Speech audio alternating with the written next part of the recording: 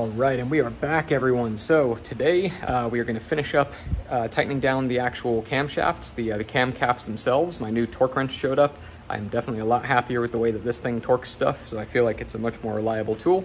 So we're going to start by getting those tightened down. Then we're going to look at draining the oil, actually. Definitely want to do this now, see if we can kind of clean in there, just make sure that we get as much as possible out, because obviously during this process there is the risk of some debris and things like that getting in there. So as soon as I've torqued these cams down, we're going to get down to the bottom, we're going to drain that oil, we're going to inspect everything, and then if time allows, we're going to see if we can maybe clean everything out and then get the timing cover on. So this is my little torque wrench, and I've been very happy with it. It's kind of an older style. It's called a beam style torque wrench. And if you're curious, we're going to actually release a video on exactly how it works and include a link to where you can purchase this as well. But like I said, I've been very satisfied with it so far, and it's actually cheaper than a normal torque wrench. So big fan. So we're going to start. I've already done one side, and we're going to go to the passenger side now and start torquing those down. And as you can imagine, it's a pretty straightforward concept, but basically, as you tighten, there we go. See how the torque setting is increasing as we tighten it down. Now this thing technically only goes to 80, and I'm actually now hitting the chain, so I'm going to relocate this one step up, but theoretically it's very easy to see where 90 would be. So it may not be 100% accurate, but above 80 and we're in the range, and you know, basically I'm aiming for the dead middle of the range, so we need to be a little tighter than 80, but not by a mile. So actually, yep, there we go. It looks like we're right there. So like I said, if you want to learn more about how that torque wrench works, I'm actually going to do a whole separate video explaining just that.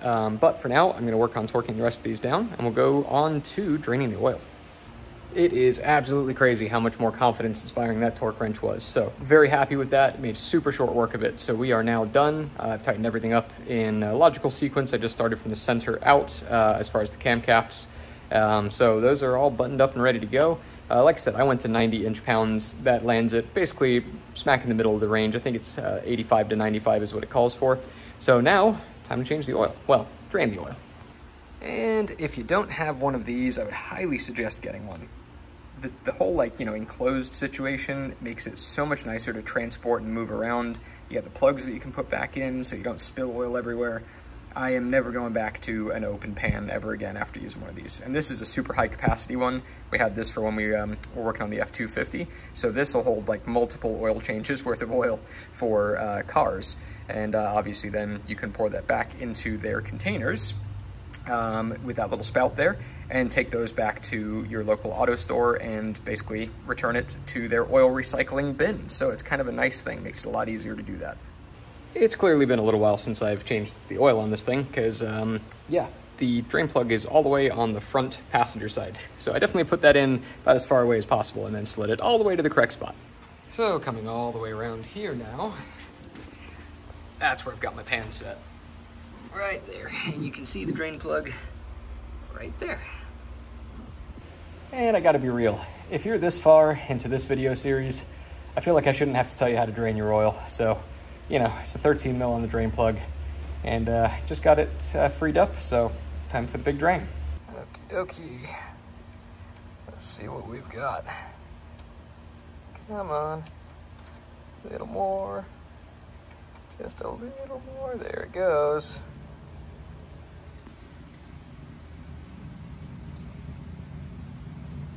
Okay, and there it is.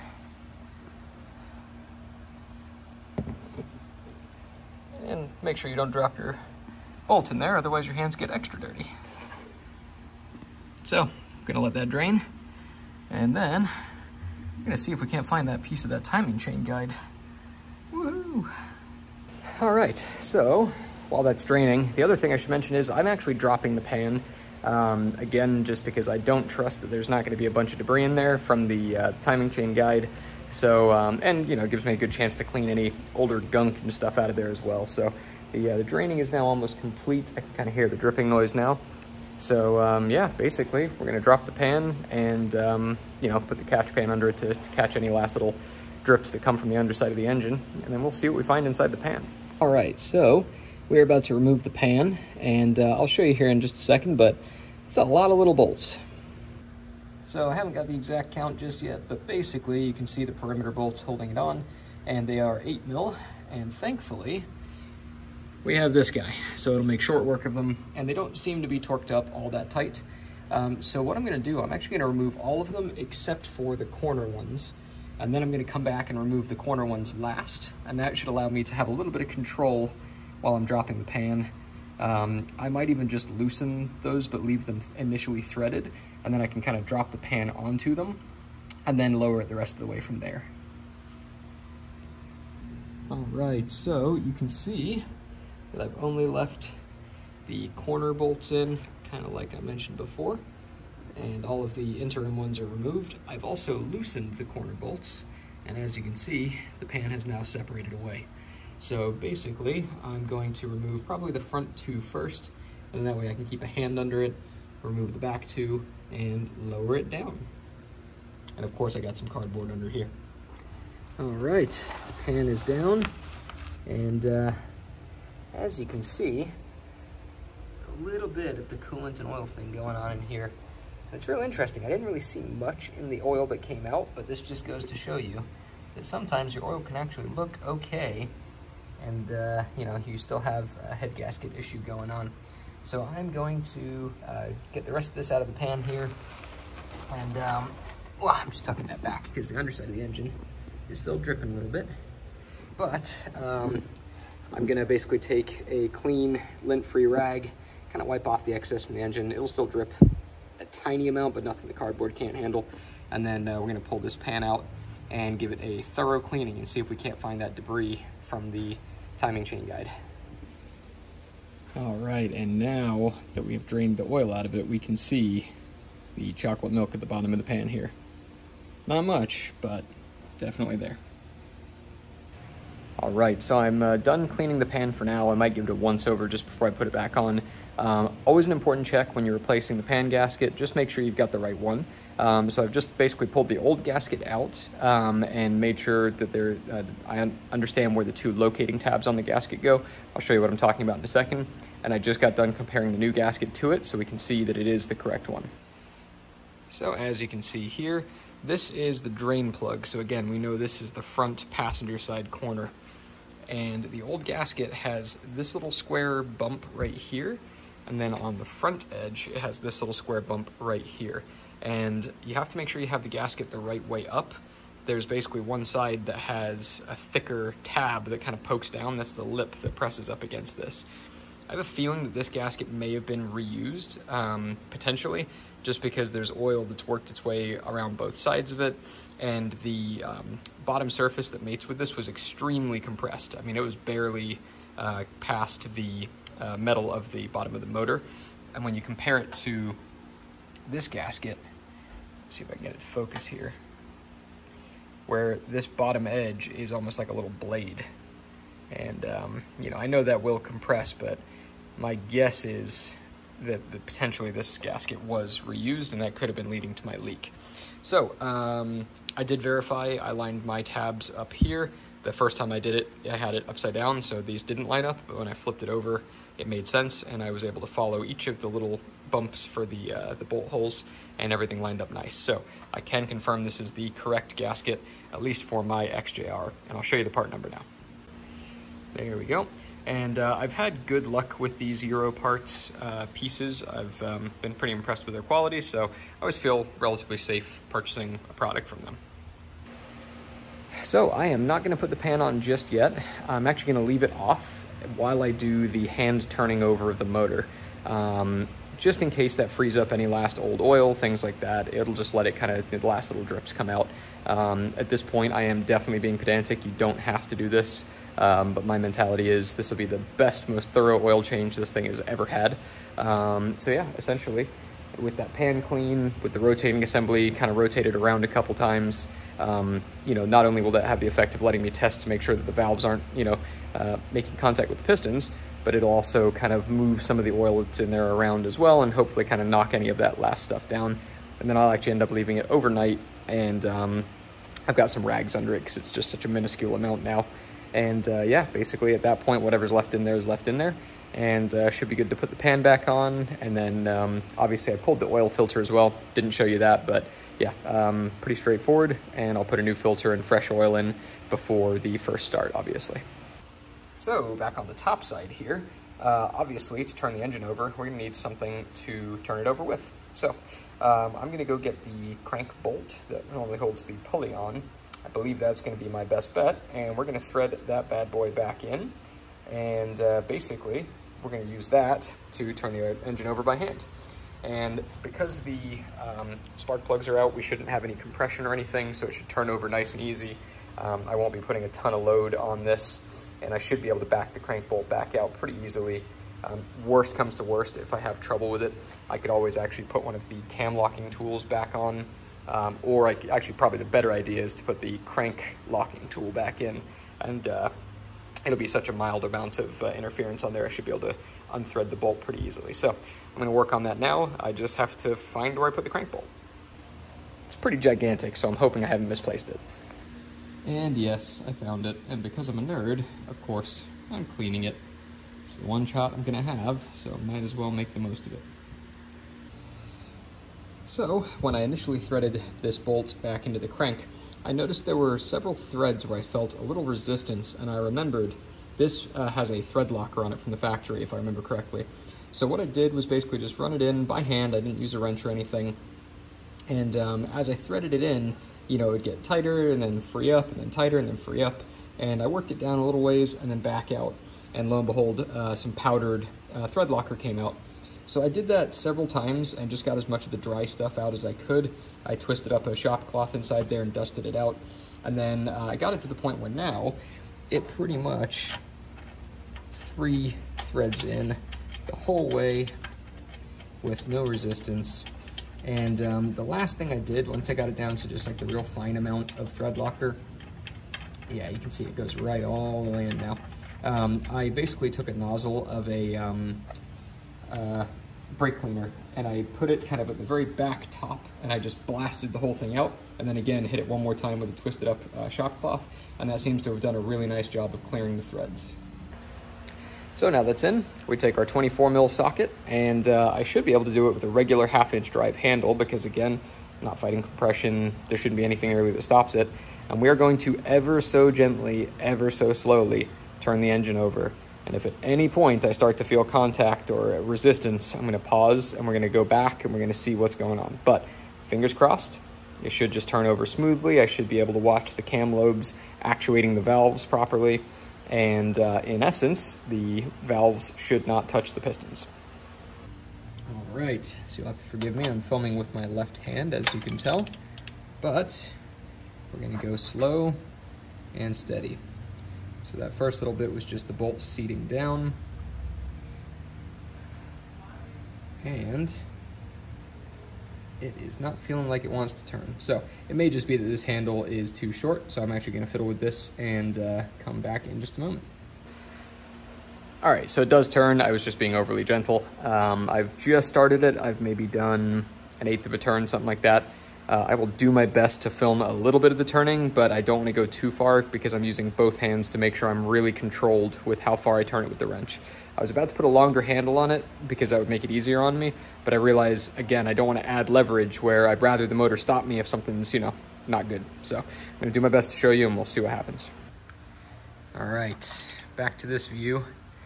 And again, there we go. So you can see it does turn. So far, so good. And you can see the cam lobes rotating and everything is kind of doing its job. But again, I don't want to be all jerky like that, so I'm going to use both hands and we're going to do this carefully. And because of the way this engine works, obviously being a 4-stroke, we need to do 2 full rotations just to make sure that both the compression stroke and the, well, I guess it would be, yeah, the compression stroke and the exhaust stroke both successfully clear the valve. So I'm going to do 2 full rotations. We're going to go slow and steady. Honestly, I might even do another 2 full rotations just to be careful. But if it passes this test, we're going to basically put that timing cover on and start reassembling all the easy stuff. Oh yeah, that's a win.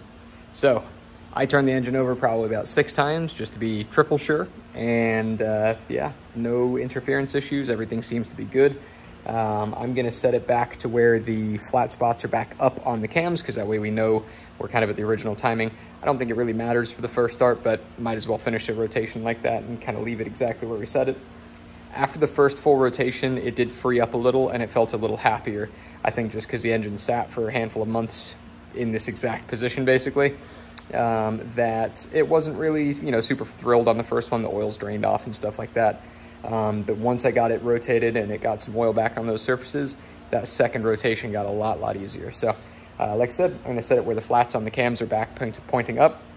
And also that'll make sure that, you know, did everything correctly and it does stay in time. And yeah, at that point, I think we're ready to put the timing cover back on.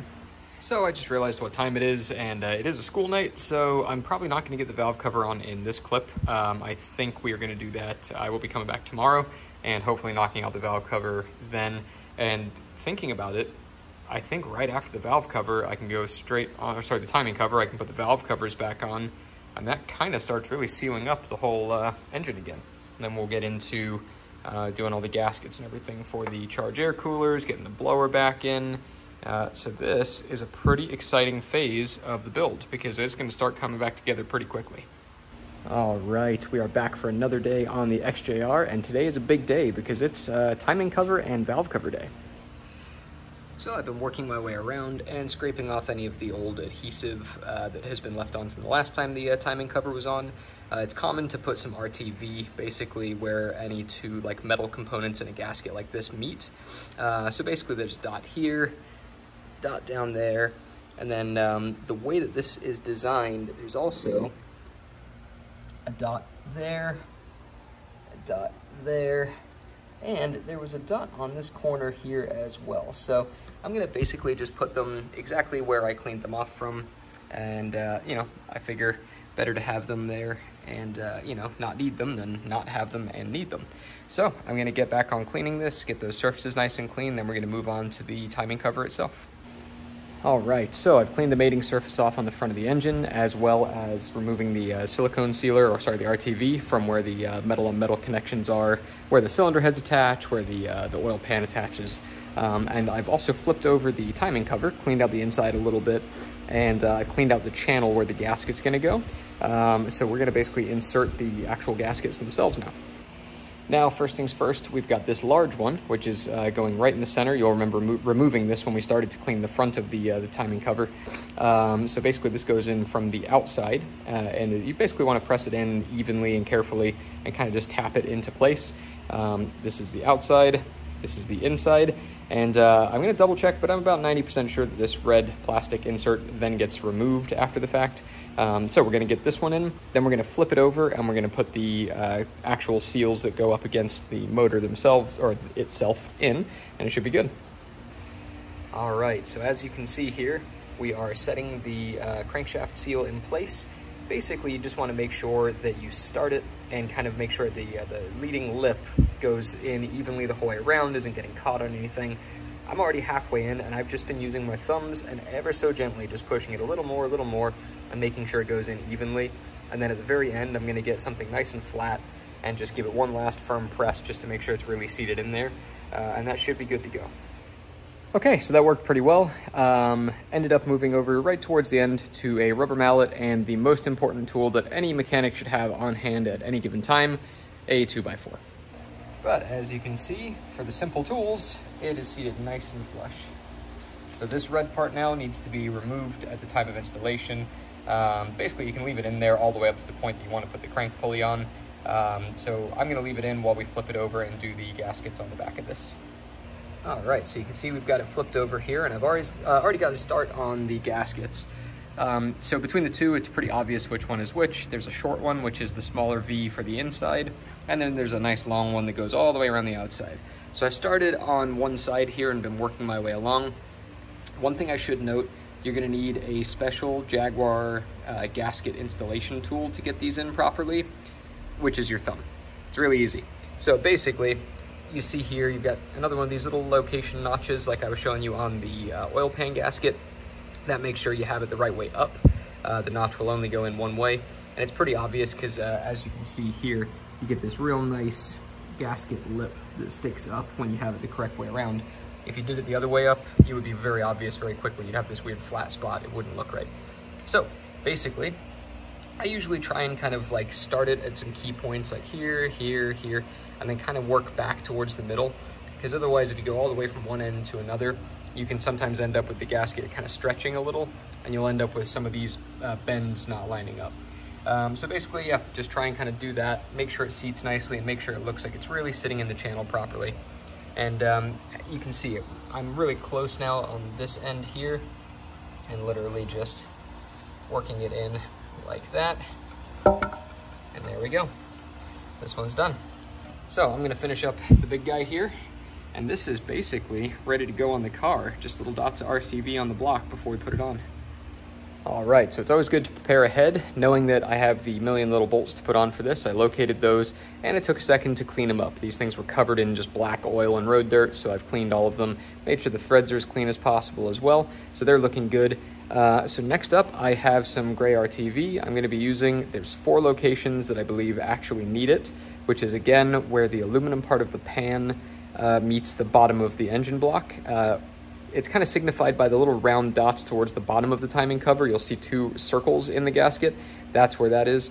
And then up towards the top, very obviously where the cylinder heads meet the block. And there's 2 locations. There's one on each gasket, the outer gasket and the inner gasket for each head. So that's actually a total of 6 dots of RTV. So I'm gonna put those on now. Then we're gonna seat the gasket, the timing cover. Thankfully there's a couple dowels on the front of the motor so I can press it right onto that. And we're gonna start putting these bolts down. After I grab a beer. Well, this is the first time I've had a tube of RTV that wasn't one-time use. Took the cap off, it wasn't all dried up in there, and I used it a while ago, so high five Permatex. That held up. So as you can see, we have a dot right there. We got a dot right there. On this side, dot right there. And a dot right there. Again, that's where the cylinder head meets the engine block. And then down low, got a dot right there, and we got a dot right there. And those are the locations where what's technically the oil pan meets the bottom of the block. So as much as the bottom is the oil pan, it's a 2-part one because European car. So now, I'm gonna slap that timing cover on. And for you, it's gonna be movie magic because I only have 2 hands. All right, she is resting on the dowels. And you can see what I was saying about these new gaskets and how much thicker they are. So we have a ton of material there. Once we crank this down, that'll make a really nice seal. So I'm gonna start threading all these bolts in, and then we're gonna get these things all torqued to spec. All right, so I've just finished torquing up all of those bolts. I followed the proper torque sequence, which is a little bit convoluted, but generally I'll show you. Did them up to about 100 to 105 inch-pounds, which is, I think, about 12 Newton meters. Ooh, pardon me. So that is all torqued up and ready to go. And roughly the torque sequence, right? So you're gonna wanna kind of just put all of them in and gently seat it down to where it's not necessarily like metal on metal touching, but the gasket is kind of starting to be squished. So get all of them set to there. And then the torque sequence is pretty much like 1 with this little guy in the little crook here, 2, 3, and then bottom center is 4. And then it goes, I believe 5, and then it goes up, which is 6. And then it comes up to here, which is like 7, 8. Then it kind of zigs and zags around. You know, it's not exact, but pretty much you can see the pattern where it's sort of pinning these places. And then it does a diagonal, like down there, up here, down there. Down there, up there, and then up here. Then it does these 2 center ones, and then it does 1, 2, 1, 2, 1, 2, blah, blah, blah, blah, and finishes them all out. There's 24 of them, so if you expected me to remember that off the top of my head, I'm sorry. But if you do roughly what I just pointed at like a crazy person, it will be perfectly fine, I assure you. Now, it just occurred to me after reviewing some of those clips, the first time I walked through, I pointed out all the locations that the RTV were at. The first time I was correct. The second time I actually skipped over the 2 higher up ones. So I did call out the bottom 2. I skipped over these ones, so just make sure you get those 2 as well. Now, with everything torqued down, my gaskets actually bulged out of the end a little here, so I've just taken a razor blade and gently just knocked that relatively flat. I'm also going to be using RTV on these seals as well, just to make sure there's no, risk of oil intrusion out of that area. So, should be good, but I've basically flat topped all of those, and we're looking good. So next up, I'm going to clean up the valve covers. Basically, they are pretty grubby, honestly. So I'm gonna just wash them down the best I can and, you know, basically take them apart. There's like the little rubber boots that the bolts go through. I'm gonna pop all of those out, wipe them clean, inspect everything and make sure we're good to put it all back together. So we're starting here with the driver's side. This is the side with the oil filler cap in my case. And you can see here, this is the old gasket. And we've also got the seals that go around where the coils go through and everything as well. Looks like the previous owner split these. You see how this is actually rotated 90 degrees out versus this one is kind of where it normally would be. The ones I received, these are all connected. So I'm going to attempt to install them with everything connected the way they come, but I'm wondering if he had an issue with like the length of this little bridge here and had to trim them to make them fit. If that's the case, I may end up doing the same thing. We will see. But first things first, I'm going to pull this gasket here. And there's a little O-ring on this little guy here as well. So I'll probably pull that and I'll pull this. And then we'll work on basically just doing initial cleaning and see if we can't get this thing freshened up. All right, so I've pulled the gaskets out of here. Pretty straightforward. I just used my fingers. And it's pretty impressive the amount of oil that is on parts of these that it's not supposed to be on. So this is the bottom edge of my valve cover here, and you can see it looks like oil was basically just starting to make its way past these gaskets. So definitely time to change them, that's for sure.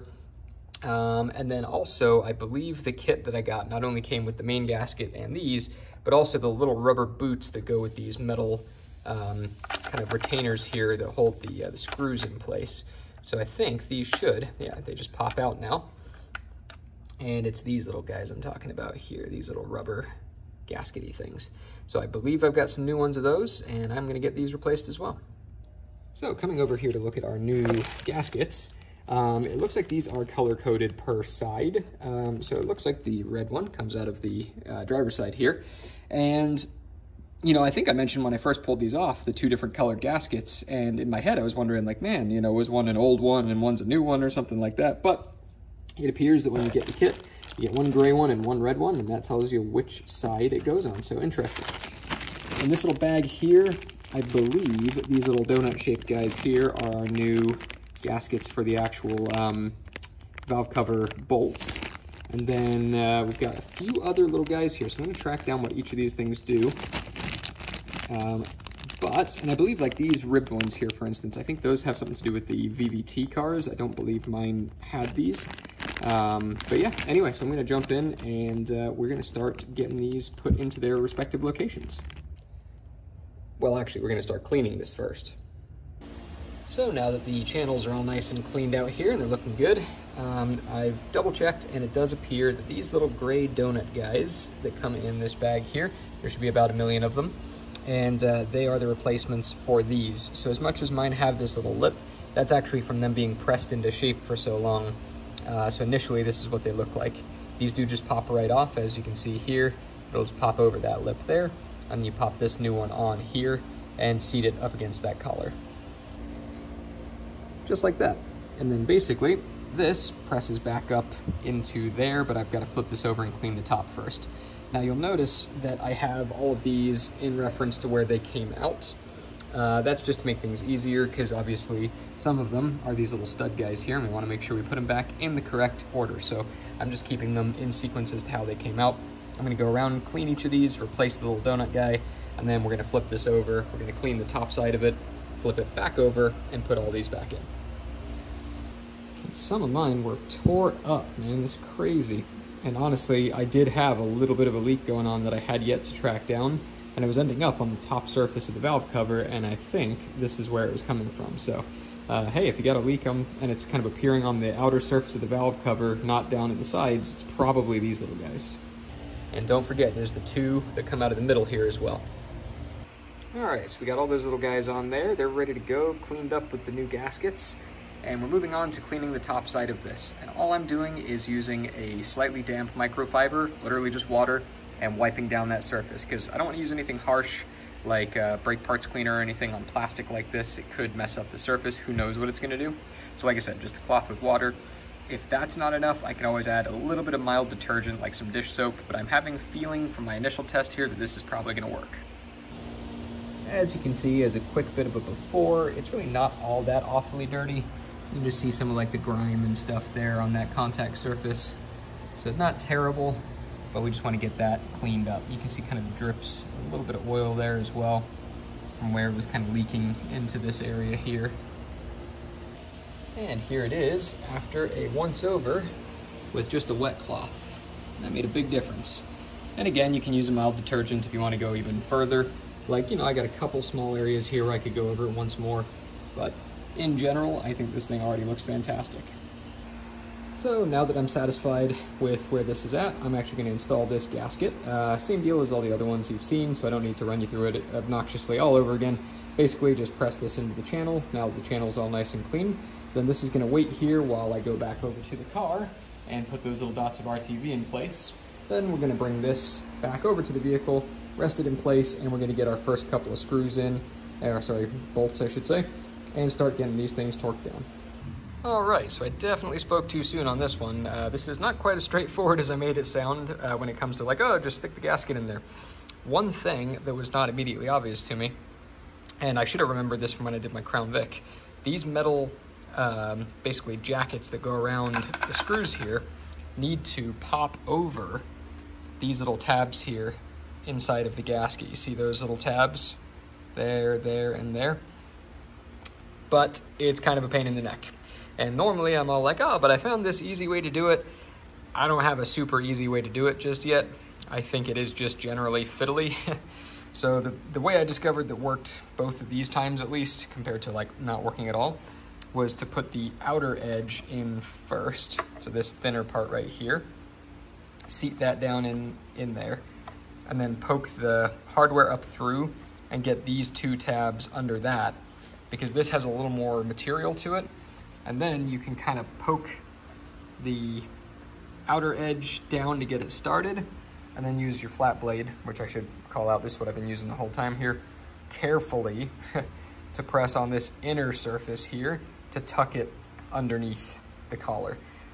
So be as careful as you can, find the dullest flat blade you have. Obviously you don't want to tear this gasket up, but as you can see, it has done a pretty good job, and it does not look like I've torn the gasket up. So I have a little bit of work ahead of me to get all of these done, and that's just one side, and we got to do the other.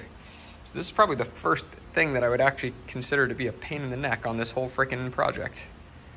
Yeah, no way around it. This just kind of sucks. So the good news is I have gotten a little faster as I've done more. Got it down to like under a minute per one, but you know, there's what, 10 of them on each valve cover, so it's gonna take you about an hour unless you're significantly faster than I am, but slow and steady wins the race. So I'm gonna go grab some lunch and finish these after I get some food in my tummy. All right, so moving on to these inner seals, which would go around like the coils. Essentially, upon closer inspection, it does look like you are supposed to cut these. So as you can see, when I seat these down in, this little nub really forces these areas up. So my gut tells me that you're supposed to basically cut these here, which is how I found them when I took them out. So I'm gonna go on the presumption that that was correct, because I just don't see a way that that works. I mean, I just feel like that could cause more problems than it would solve if that remained in there. I feel like you risk causing a misalignment if this like falls into a gap like that or something. So I think we're gonna remove that. All right, and they are in. So I just cut these with scissors. That was pretty easy. And then getting these in initially was pretty fiddly. I was trying to use the screwdriver. I ended up finding a way that was maybe a little easier, and I'm even gonna try it on these on the other valve cover. I was using a socket. This one I think was just like a deep 8mm if I'm correct. Yeah, an 8mm. And it might even be easier with a 10mm. But basically, I was holding underneath and keeping the bolt pressed up to keep the collar in place, and then I pressed down over it with the socket, and that had the effect of evenly pressing this gasket over that collar. So that worked real nicely for both of these. So basically, this is ready to go back on. I just have to put the two little dots of RTV, so one right here and one right here. And once those are on, we're gonna basically just plop that on. So I'm gonna hit that with brake cleaner, put the RTV on, and then basically bring this around and drop it in place and start getting it tightened down. Ooh, boy, does it feel good having that on there.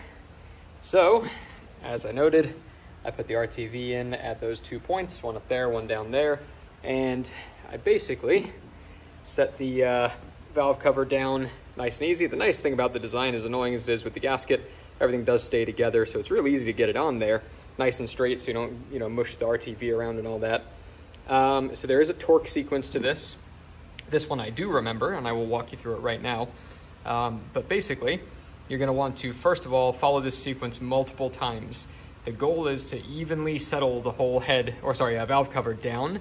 You don't want to just like start from one end and go to the other, because the way these gaskets work, you don't want to end up with like a weird issue where it's pinched or rolled or whatever, right? So doing this torque sequence really helps. Some people recommended actually putting a thin film of oil on the underside of the gasket. I don't know, I had mixed emotions about that. I decided not to. I felt like I could get it on nice and straight and follow this sequence and it would help it settle naturally. So basically, you're gonna go 1, 2, 3, 4, 5, 6, 7, 8, 9, 10, 11, 12, 13, and 14. And you're gonna follow that torque sequence probably about 3 times. You just wanna gently settle it down a little more, a little more, and a little more. When you get to the last round, you'll note that basically the little collars, those metal collars you saw, will actually butt against the cylinder head. So they physically won't go any further. And I haven't done these to a specific torque spec just yet. I just made sure they were nipped up tight. I'm gonna check and see if there is a torque spec, but the nice thing is that makes sure that you don't basically like over squish the gasket. There's only so far down it goes. But yeah, it's on there and it's looking great. All right, and these are 85 to 95 inch-pounds for the valve cover bolts. So that gives you your torque spec. And I mentioned earlier when I was replacing the gaskets on this about this, I inspected that closer. That's not actually an O-ring. That is just some sealant that basically molds this into that. So you'll notice that's the same, and that's because it's not a changeable part. It is just how they glued the two together. Another thing which I did not show before I put that valve cover on and before I even put the RTV dots in place, I took some fresh oil and I actually just poured it along this cam here just to try and get a good amount of oil onto each of these lobes. Not a crazy amount because obviously the oil pan is still off, so everything that drains is just going to come right out the bottom. But again, just a last coating just to get a good fresh amount of oil on there, because this oil that's on there has been on there for a few days. Some of it will have drained off. It'll only be a thin film at this point. So again, I put a fresh bead across there. I was more careful across the bottom because you don't want it to drop onto your mating surface here. But yeah, and so I tried to pour it more inward there while also avoiding, the mating surfaces where these are. So that is something I did do just to make sure that the heads are lubricated as well as possible for that first start. So we're starting to look like an engine again. Pretty cool. I'm going to repeat the same process on the other side here just to get that valve cover squared away. And that basically has the motor relatively sealed up.